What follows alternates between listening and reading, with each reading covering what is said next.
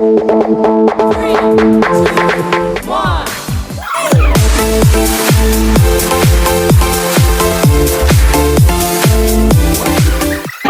apa sih gitu?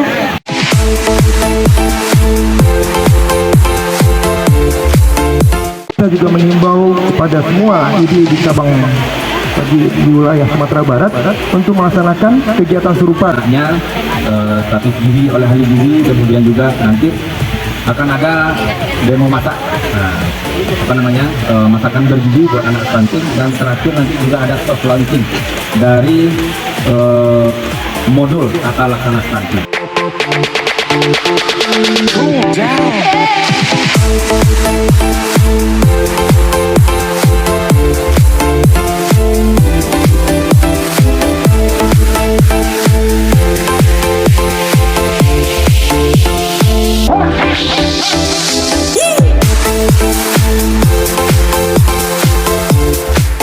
Allah besok juga kita ada kegiatan di luar Aduh Kali.